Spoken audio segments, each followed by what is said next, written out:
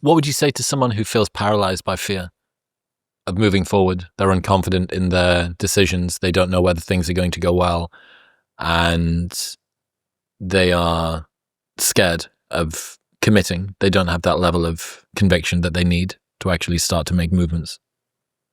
Go help somebody else who's paralyzed with the same fear. Don't worry about it. You're good. Just go help someone else who's struggling with the same or similar thing. And I don't mean create it like a self-fulfilling victim circle.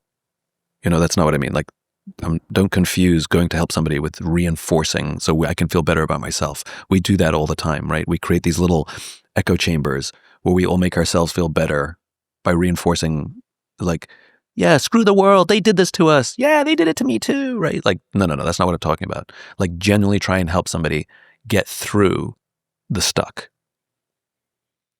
And the easiest way to do that, it's also very hard, is to make it known that you're struggling, not so that someone will help you. It's just to create a space that somebody will say, me too. Because everybody's lying, hiding, and faking, right? So we don't know which of our friends. Like, it's the single biggest lesson I learned in my career. When I was young in my career, I was pretending that I was more in control, more successful, happier than I felt.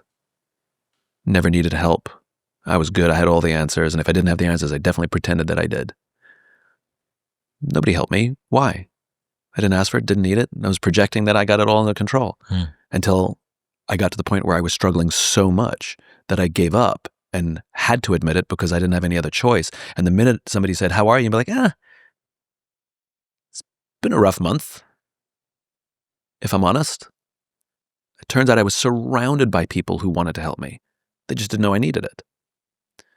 But I also was surrounded by people who needed help. But they were too embarrassed to share it because when I'm on top of the world, you see this in leadership all the time. Leaders make this mistake. In really difficult times, leaders come into work with a brave face. Everything's good. Everything's fine. Everything's great. And this is toxic positivity. They're not doing it for bad reasons. They're doing it for good reasons. They think they need to put on a positive face to help keep everybody up. But if it's a hard time, what they're doing is making people feel worse because they're looking at their boss going, God, they're so happy in this stress. I mean, I can't even get sleep. What the hell? I'm even more of a loser. But when a boss comes to work and says, folks, this is the most difficult thing I've ever had to deal with work. I do not know how to get through this. And I am stressed and I'm worried, but you know what? We've got an amazing team. I know if we stick together and take care of each other, I know we'll get through this. And I'm not worried. That's the thing that gives me confidence. And everybody goes, oh, yeah, me too. I'm stressed too. Right? The responsibility of the leader is to create the safe space. And so somebody who has the courage to say, I am struggling, not because they're looking for help, not because they're looking for sympathy. Somebody who has the courage to say, I am struggling, simply to create a safe space for somebody around them to say me too so that they can offer their help, that's called being a leader. We call you leader not because you're in charge. We call you leader because you went first, because you had the courage to go first. You are leading the way, literally. And so if somebody's really struggling, you don't have to do it publicly. You don't have to do it online. Just do it to one friend. In fact, I would say it takes more courage to do it to one friend. You see people put these messages out on social. They're by themselves in their room talking to a device to say, here's what I'm struggling with.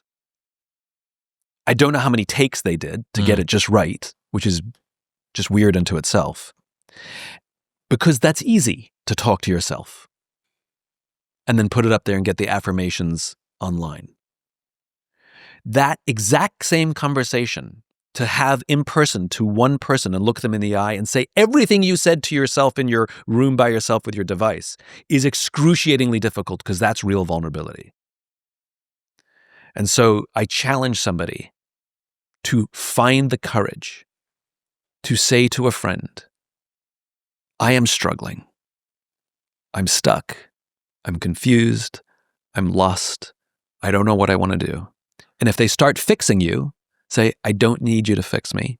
What I need for you is just to listen. And I guarantee you, whether it's that person or a different friend, someone will say, me too. Now you have a project. Now you have an opportunity to serve. Why don't we go through this together? Let me do everything I can to support you, to help you get through this and find what you're looking for. And you'll find yourself reading books, listening to podcasts, reading articles, not for yourself. You'll find it doing it for somebody else. And that is the most fulfilling thing you can do, an act of service. This episode is brought to you by 8 Sleep. If you struggle to stay asleep because your body gets too hot or too cold, this is going to help. It automatically cools down or warms up each side of your bed up to 20 degrees. It's got integrated sensors that track your sleep time, your sleep phases, your HRV, your snoring, and your heart rate with 99% accuracy. And it'll even start cooling or heating your bed for you an hour before bedtime, which is why 8 Sleep has been clinically proven to increase total sleep by up to 1 hour every night. Sleep isn't just about how long you rest, but how well your body stays in its optimal temperature range throughout the night. And 8 Sleep has absolutely perfected this. And when I'm on the road, like I am right now, it feels fucking medieval to not be sleeping on a cooled mattress topper. Best of all, they've got a 30-day sleep trial, so you can buy it and sleep on it for 29 nights. And if you don't like it, they will give you your money back, and they ship internationally. Right now, you can get $350 off by going to the link in the description below or heading to 8sleep.com/modernwisdom and using the code modernwisdom at checkout. That's EIGHT sleep.com/modernwisdom and modernwisdom at checkout. Thank you very much for tuning in. If you enjoyed that clip, the full episode is available right here. Go on. Press it.